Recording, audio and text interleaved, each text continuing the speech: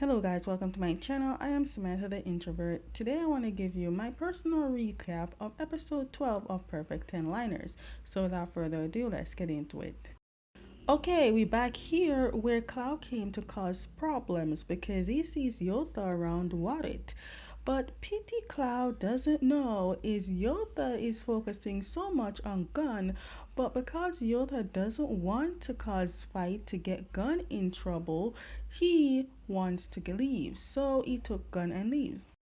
Cloud seems to not only have a problem with Yotha, but I noticed that he also has anger problem as well. I love these two. They just sitting and enjoying the drama, drinking their liquor.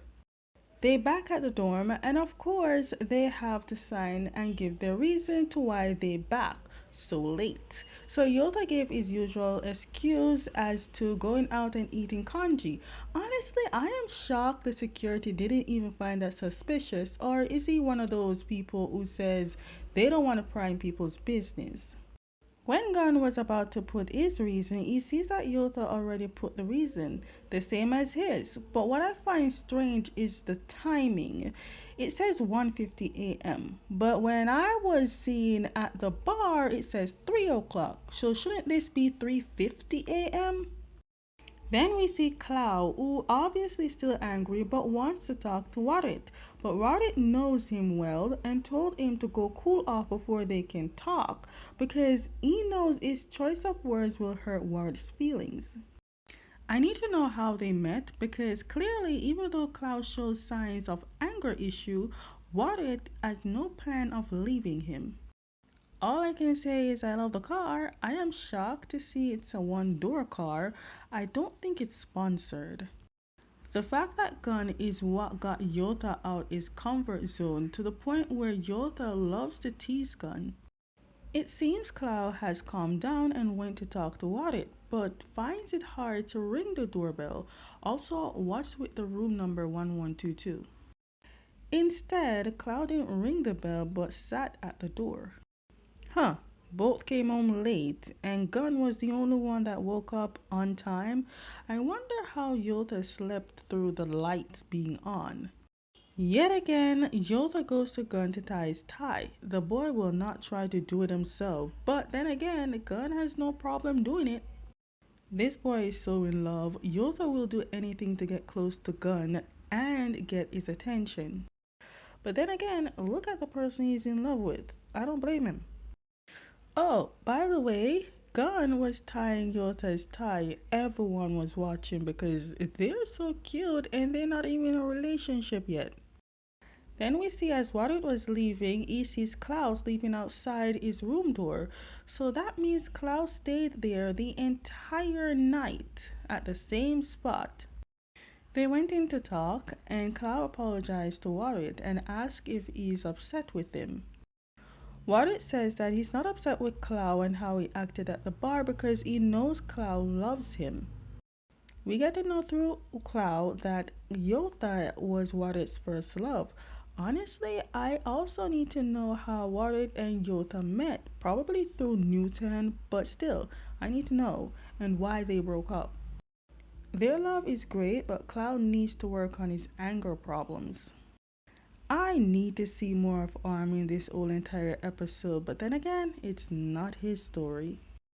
Anyways, Yoda sees Arm gearing up for the draw event, and Yoda, for some odd reason, is so determined to help Arm with it. Yoda asked how the draw works, so Arm said there are many stars with numbers, and if someone along with another person gets the same number, they will be paired for a year. Now they make it to the event, but they find it hard to know why FIFA always hanging out with them because I wonder too. Like, where are the so-called friends that FIFA mentioned?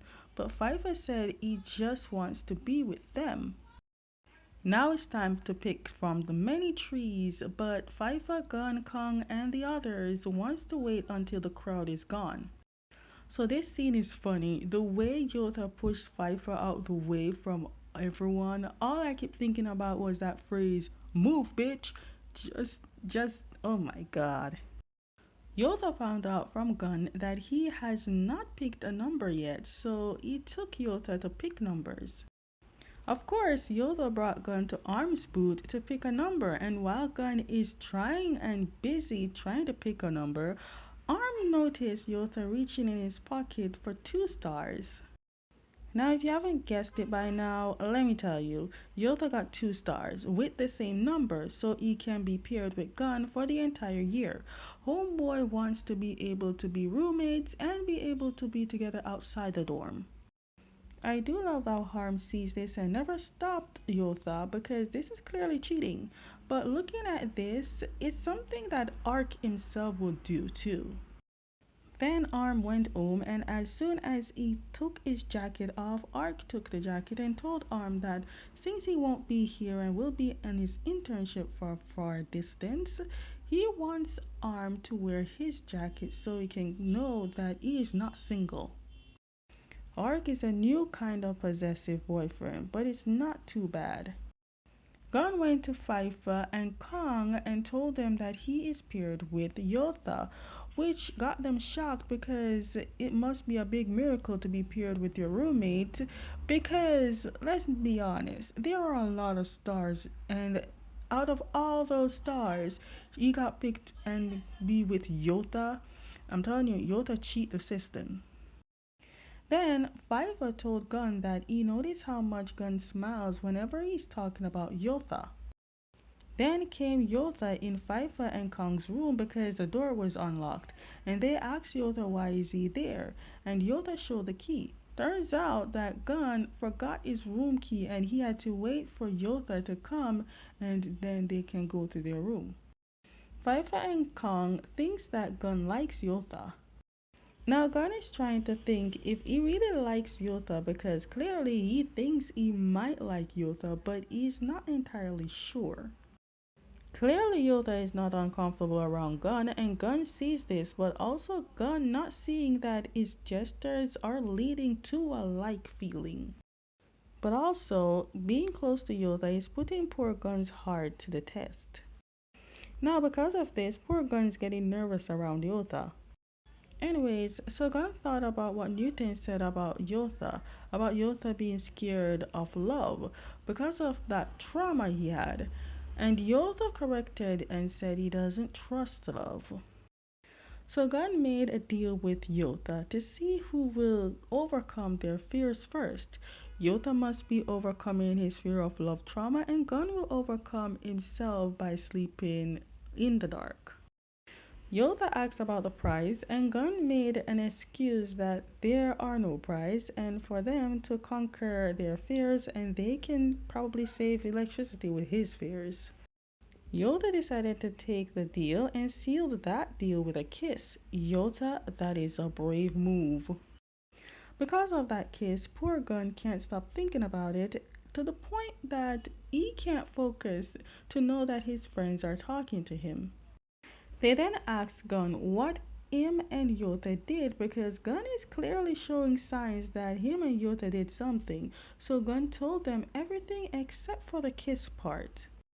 They asked Gun if he likes Yotha, but Gun said he's not sure, so they let Gun to do a quiz about feelings. Then came these three. I miss them. Arm acting like a baby whenever he's with Ark. Then came Sand, about to go and leave with his man. People, yet again, is left alone and still single. I ain't gonna lie to you, but JJ looks hella good. The fact that he's fit so right in these clothes. When I saw Yotha showed up and then People and Yotha did their staring, I was like, GMMTV really be testing these waters with JJ, but didn't we all agree that JJ should be with Pepper? Anyways, back to Gun and his feelings test. So apparently the test answers his feelings for him. It says he is in love. Because Pfeiffer and Kong making a scene and Gun liking Yotha, Yotha showed up and heard everything. Back at the dorm, Gun is trying to explain himself while Yotha can't take his hands off Gun. I mean, he hears that Gun likes him and he likes Gun. What more do you want him to say? For Yotha to also confess, maybe? Yes, I need that. They then sat down and Yota asked Gun to explain, and Gun told Yota about the quiz, and now Yota wants to know the questions of these quiz and what they asked.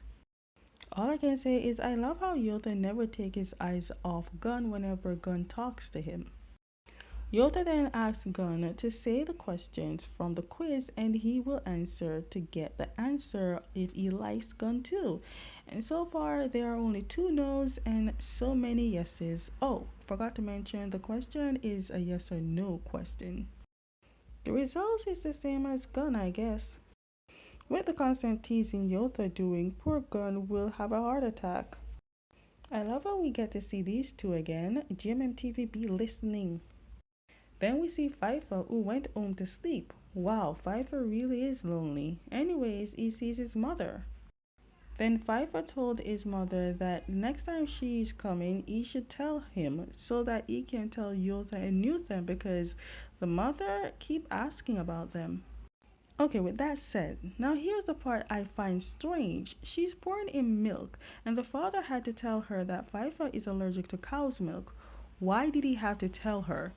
She should have known this. Out of all the three kids, Pfeiffer was the one that was staying with her before he went to stay with his father. But Pfeiffer had to hide his sadness by saying he understands because she has so many kids. It's hard to remember. Hell, Yosa is the one who likes milk. My question is, I know that she's remarried. That means she probably have more kids with this man. So in all, how many kids do you have, ma'am? Anyways, then came Yota to join Arc and Arm. Wow, the perfect liners are getting smaller and smaller by the year. Also came Gun and Sam at the same spot. Poor Gun got confused.